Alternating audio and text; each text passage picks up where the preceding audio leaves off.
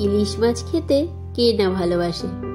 বাঙালি হয়ে ইলিশ মাছ খেতে ভালোবাসে না এরকম লোক সংখ্যা কিন্তু খুবই কম। আর ইলিশ মাছের রেসিপিটা যদি হয় এরকম সহজ, তাহলে তো কোনো কথাই হবে না। নমস্কার বন্ধুরা, আমি দীপা। বড়দের প্রণাম আর ছোটদের অনেক অনেক ভালোবাসা জানিয়ে ব্যাঙ্গালোর থেকে তোমাদের সকলকে ওয়েলকাম জানাচ্ছি আমার চ্যানেলে। আশা করি তোমরা সবাই খুব ভালো আছো, সুস্থ আছো।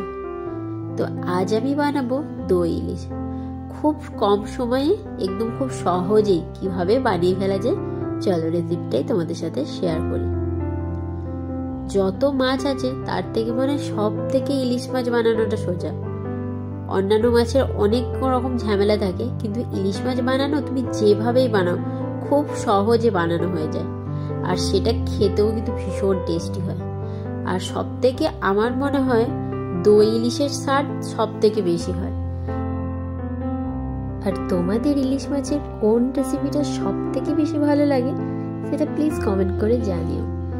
তো দই ইলিশ বানানোর জন্য আমি এখানে সমস্ত ইনগ্রিডিয়েন্টস গুলো সাজিয়ে নিয়েছি। আর ইলিশ মাছের সেরকম কোনো ইনগ্রিডিয়েন্টস লাগে না, কোনো ভাজাভাজিরও ঝামেলা থাকে না। যদি তুমি ভাজা খাও তাহলে ভাজতে পারো, না হলে বেশিরভাগই রেসিপিতে ইলিশ মাছটা সবসময় কাঁচা রাখলেই টেস্ট বেশি ভালো হয়। তো আমি 4 পিস মতো ইলিশ মাছ নিয়েছি, আর নিয়েছি একটুখানি টক দই, যেটা আমি 10 মিনিট আগে একটু জলটা ঝরাতে দিয়েছি। আর নিয়েছি সাদা সর্ষে, কালো সর্ষে, আর একটুখানি পোস্ত, আর কাঁচা লঙ্কা, নুন, হলুদ, সর্ষের তেল। ইলিশ মাছ কিন্তু সর্ষের তেল ছাড়া কিন্তু একদম জমবে না। তো প্রথমেই দইটাকে আমি একটু মিক্সির মধ্যে দিয়ে ঘুরিয়ে নিয়েছি, কারণ হাত দিয়ে যতই ফাটাই মিক্সিতে দিলে না একদম স্মুথ পেস্টটা হয়। তারপর দইয়ের সেই স্মুথ পেস্টটা যেই বাটিটায় মশলাটা গুলবো সেই বাটিটার মধ্যে উঠিয়ে নিয়ে তারপর যথারীতি পোস্ত, সাদা সর্ষে, কালো সর্ষে আর একটা কাঁচা লঙ্কা দিয়ে ওটা একটা পেস্ট বানিয়ে নিয়েছি। দিয়ে সমস্ত পেস্টটাকে একসাথে নুন, হলুদ, সর্ষের তেল দিয়ে বেশ সুন্দর করে একটুখানি মাখিয়ে নিয়েছি। আর এটা একটুখানি সময় করে ঘুরিয়ে মাখাতে হবে, যেন সবকিছু একসঙ্গে বেশ সুন্দরভাবে মিশে যায়। এরপর একটা আমি চাপা কৌটো নিয়েছি, আমার কাছে স্কোয়ার শেপের ছিল। তো তোমাদের কাছে যেরকম শেপের থাকবে, বা তোমরা যদি বাটি থাকে একদম ঢাকা দেওয়া, তো সেইটাও নিতে পারো।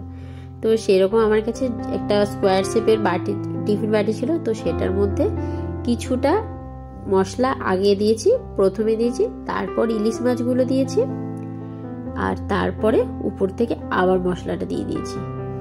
আর ইলিশ মাছগুলো আমার যেহেতু নুন মাখানোই ছিল, তো সেই জন্য আর দ্বিতীয়বার করে আমাকে নুন মাখাতে হয়নি। আমি যে কোনো মাছ ধোয়ার সময় ধোয়া বাছার পরে নুন আর হলুদটা হালকা করে মাখিয়ে রেখে দিই। এতে কি একটুখানি আগে বের করলে তারপর আর নুন হলুদ মাখানোর ঝামেলাটা থাকে না। এটা তোমরাও করে দেখতে পারো, কিন্তু অনেকটা সুবিধা হবে। তো তারপরে উপর থেকে আবার যে বাকি মশলাটা ছিল ওইটা ঢেলে দিয়ে 4-5টা কাঁচা লঙ্কা সাজিয়ে উপর থেকে বেশ কিছুটা সর্ষের তেল দিয়ে এবার ঢাকনাটা ভালো করে বন্ধ করে দিতে হবে। আর এক্সট্রা করে কোনো জল দেওয়ার প্রয়োজন পড়বে না।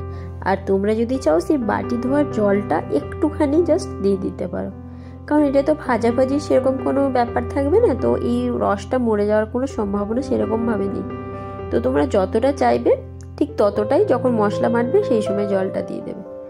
তারপর একটা কড়াই বসিয়ে তাতে কিছুটা জল দিয়ে বেশ সুন্দর করে ফুটে উঠেছে।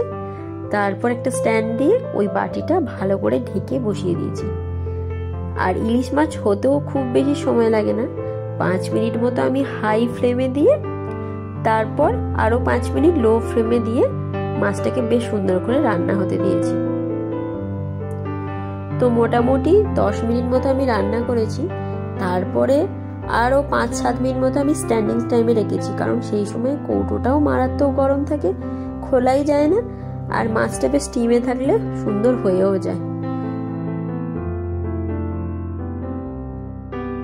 তো এখন প্রায় 10 মিনিট মতো হয়ে গেছে, আর কৌটোটাও মোটামুটি ঠান্ডা হয়ে গেছে। তো এখন আমি মাছের কৌটোটা খুলে দেখব। তো খোলার পরে মাছটা ঠিক এইরকম দেখতে হয়েছে, কত সুন্দর কালার এসেছে দেখো, একদম কিন্তু পারফেক্ট কুকড হয়েছে।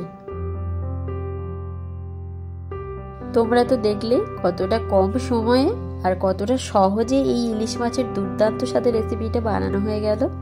আমার তো গরম গরম ভাতের সাথে এরকম ইলিশ মাছ পেলে আর কিচ্ছু লাগে না। তো তোমাদের পুরো রেসিপিটা কেমন লাগলো অবশ্যই কমেন্ট করে জানিও। আর যদি ভালো লাগে প্লিজ একটা লাইক করে দিও। তোমাদের করা একটা লাইক আমাকে নেক্সট ভিডিও বানাতে অনেক বেশি মোটিভেট করবে। আজকের মতো এইটুকুই, ফিরবো আবার একটা নতুন ভিডিও নিয়ে। তোমরা সবাই ভালো থেকো, সুস্থ থেকো। Good night.